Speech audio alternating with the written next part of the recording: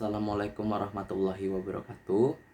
Hari ini kita akan mempelajari tentang laporan hasil observasi. Tujuan pembelajaran hari ini, yang pertama, siswa mampu mengidentifikasi isi teks laporan hasil observasi. Yang kedua, siswa mampu menyusun ringkasan isi teks laporan hasil observasi. Yang ketiga, siswa mampu menyimpulkan fungsi teks laporan hasil observasi. Pengertian laporan hasil observasi. Teks laporan hasil observasi adalah suatu teks yang berfungsi untuk menjelaskan informasi tentang suatu objek yang telah kita amati. Nah, jadi kita bisa mengamati suatu objek apapun itu, bisa tumbuhan, hewan, benda, dan apapun itu. Contohnya, kita bisa meneliti atau mengamati tentang singa, harimau, bahkan semut sekalipun. Lalu ada ciri-ciri laporan hasil observasi. Yang pertama, bersifat objektif.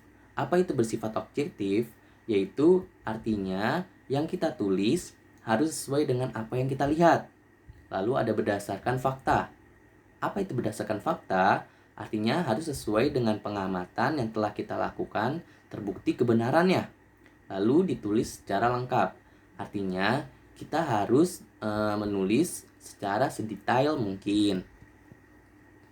Lalu ada fungsi laporan hasil observasi, memberitahu tugas atau menjelaskan tanggung jawab tugas dan kegiatan pengamatan. Lalu ada alat pendokumentasian suatu objek atau pengamatan. Nah, di sini ada struktur laporan hasil observasi. Yang pertama, pernyataan umum, berisi pembuka atau pengantar hal yang akan disampaikan. Lalu ada deskripsi bagian, penjelasan detail mengenai objek atau bagian-bagiannya. Lalu yang terakhir ada deskripsi manfaat, menunjukkan setiap objek yang diamati memiliki manfaat. Nah, berikut adalah contoh dari pernyataan umum. Kita lihat paragrafnya. Nah, di sini sudah ditulis tebal biru. Di sini kita membahas tentang sampah. Karena apa? Karena di bagian pernyataan umum itu berisi tentang objek yang kita kaji. Kita mengkaji tentang apa? Tentang sampah. Lalu ada contoh deskripsi bagian.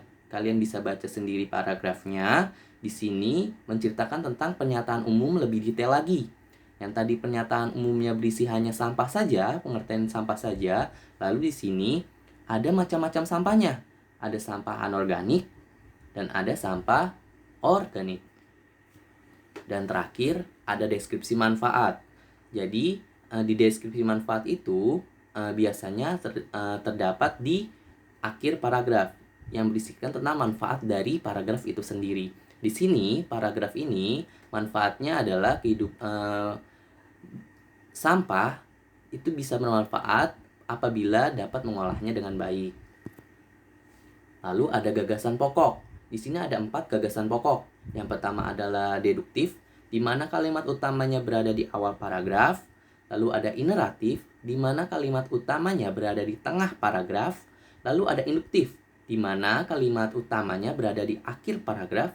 Dan yang terakhir ada campuran, di mana ide pokoknya ada di awal dan di akhir paragraf. Berikut adalah contoh paragraf deduktif. Kita bisa lihat dari paragraf tersebut. Di sini, ide pokoknya berada di awal paragraf. Paragraf ini menceritakan atau membahas tentang wayang. Lalu ada ineratif, di mana kalimat utamanya atau ide pokoknya berada di tengah. Kita bisa lihat paragraf ini. Di paragraf ini, kita membahas tentang cara amuba berkembang biak. Dia ada posisinya di tengah paragraf.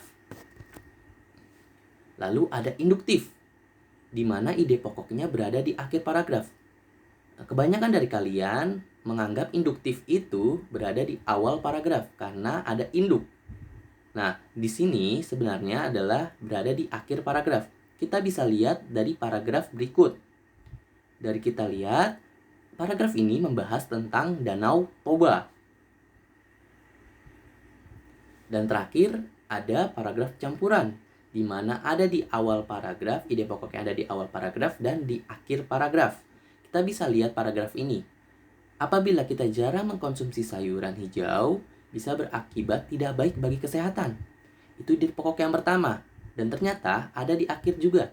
Ternyata jarang mengkonsumsi sayuran hijau bisa berbahaya bagi tubuh kita.